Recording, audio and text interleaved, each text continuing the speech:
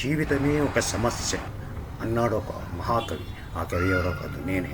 అసలు విషయానికి వస్తే ఈ మధ్య సోషల్ మీడియాలో కానీ టీవీల్లో కానీ ఈ డెంటల్ క్లినిక్స్ గురించి అనేక కథనాలు చూస్తున్నాం.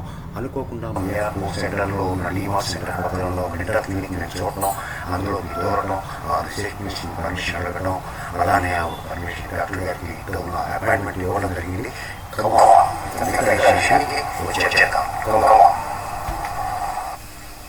కొంత టైం పడుతుందని చెప్పిందండి. ఈలోపు ఎదురుగుండా చూస్తే ఒక పేషెంట్ అనుకుంటాను, పేషెంట్ తలుపు వాళ్ళ మదర్ని తీసుకొచ్చాను. సరే వాళ్ళతో ఇంటరాక్ట్ అవుదాం అని చెప్పి వాళ్ళతో ఇంటరాక్ట్ అవుదాం అండి. కమాన్. నమస్తే అండి. నా పేరు శ్వేత అండి. మీ మదర్ అండి? అవునండి. నమస్తే అండి.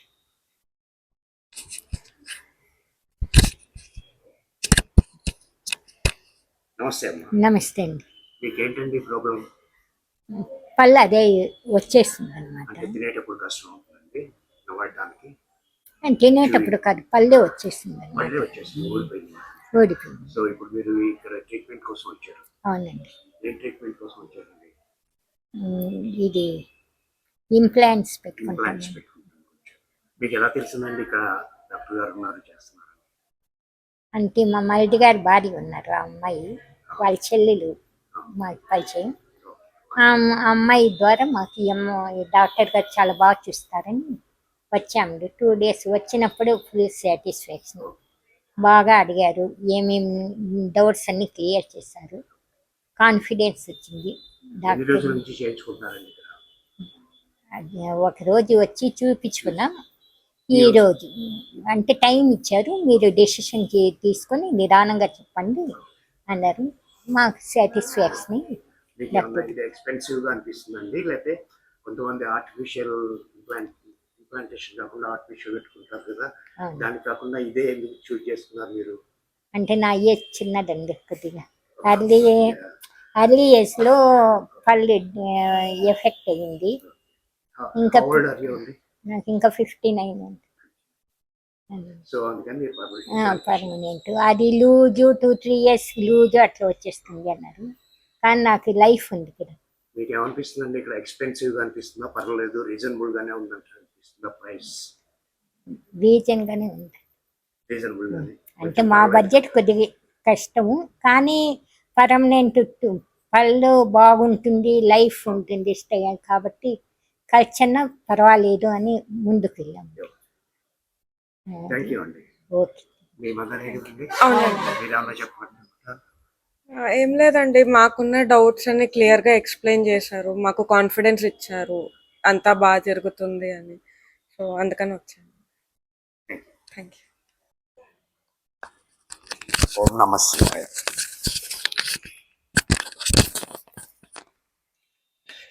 ఈరోజు మియాపూర్ చౌరస్తా దగ్గరలో ఉన్న ఒక అదే కంటిన్యూ.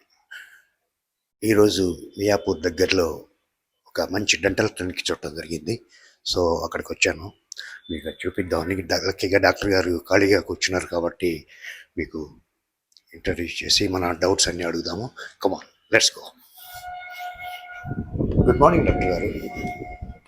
నేను రవిశంకర్ అండి, యూట్యూబర్ని. జస్ట్ మీ గురించి చాలామంది బయట బాగా చెప్తున్నారని చిన్న వ్లాగ్ చేసుకుందామని వచ్చాను. Will you permit me? I will ask you few questions. I think మీ వర్క్ నేను చెడగొట్టట్లేదు నేను. Okay, thank you. And can you use this my?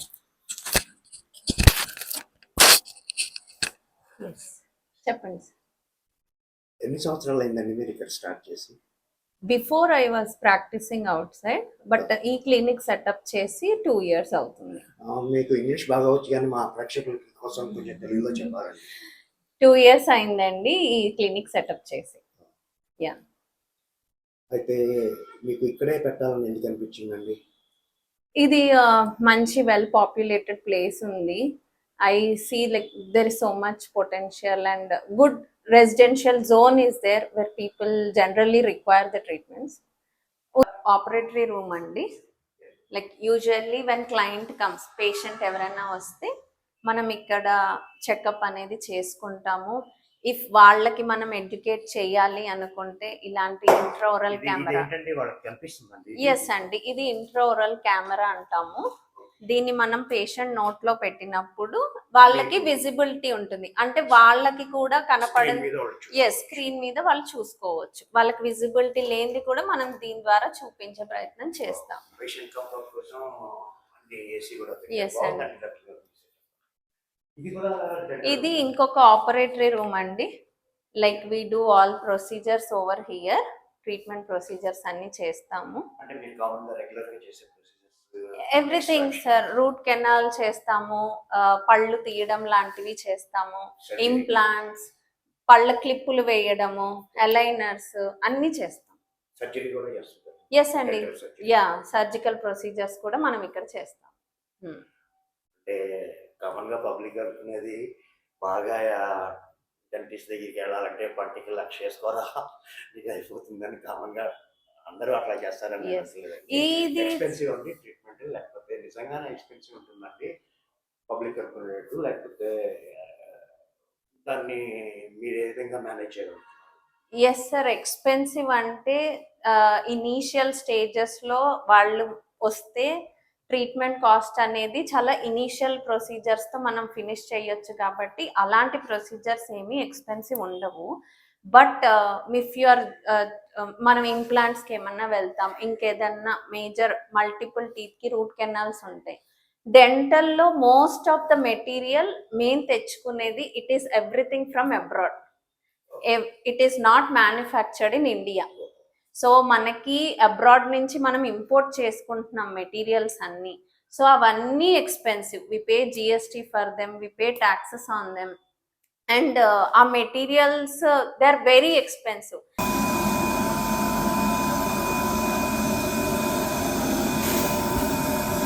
Because the materials మనం వాడేవి చాలా ఎక్స్పెన్సివ్ ఉంటున్నాయి కాబట్టి పేషెంట్ కి కూడా ఆ చార్జెస్ పడుతున్నాయి.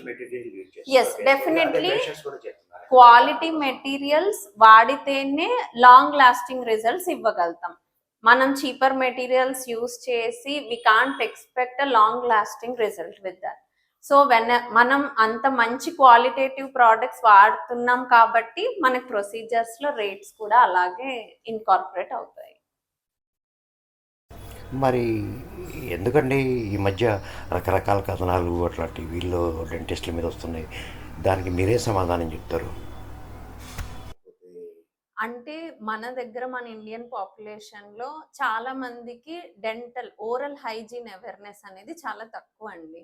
అంటే తింటారు బట్ ట్వైస్ బ్రష్ చేసుకోవాలి, ఫ్లాస్ చేయాలి, అండ్ మామూలుగా ఏజింగ్ పరంగా కూడా కొన్ని ఇష్యూస్ అనేవి డెఫినెట్లుగా డెవలప్ అవుతాయి. Though they brush and floss ఇవన్నీ చేసుకున్న క్యావిటీస్ ఫామ్ అవ్వడం అనేది ఇవన్నీ కూడా ఉంటుంది. బికాస్ ఇంకా ఇప్పుడు ప్రెసెంట్ జనరేషన్స్ బాగా రిఫైన్డ్ డైట్స్ కి స్విచ్ అయిపోతున్నారు, which is leading to more caries కానివ్వండి, చిగుర్ల సమస్యలు కానివ్వండి, ఇవన్నీ కూడా ఎక్కువ అయిపోతున్నాయి అవేర్నెస్ లేక ఓరల్ హైజీన్ మీద. So proper oral hygiene awareness అనేది ప్రజలకు ఉంటే, ప్రివెంటివ్ గా వాళ్ళు కేర్ తీసుకుంటే, దెన్ డెఫినెట్లీ మనం ఓరల్ డిజీజెస్ ని తగ్గించగలగచ్చు ఎర్లీ స్టేజ్ లోనే. అలాగే కాకపోతే మీరు కూడా ఒక సోషల్ యాక్టివిటీ తీసుకొని స్కూల్స్కి అటెండ్ అవటం ఇటువంటివన్నీ చేయొచ్చు కదండి.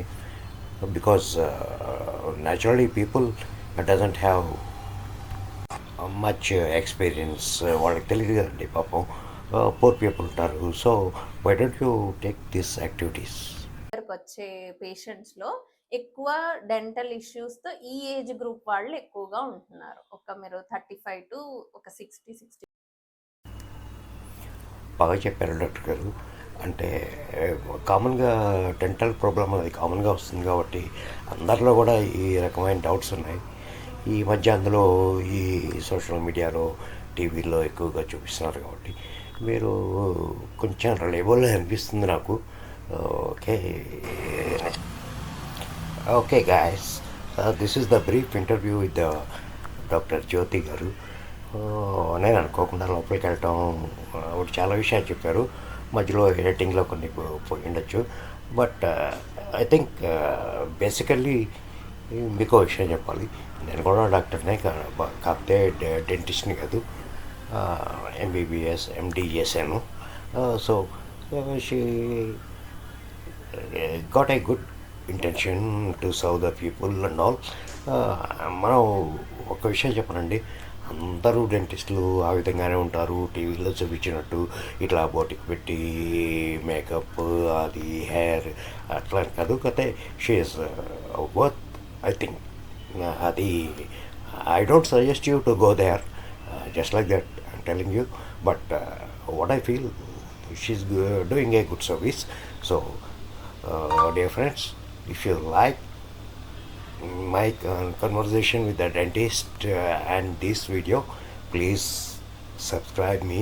If you don't like, of course don't subscribe me, and just like my video if you like it, and share it. Thank you.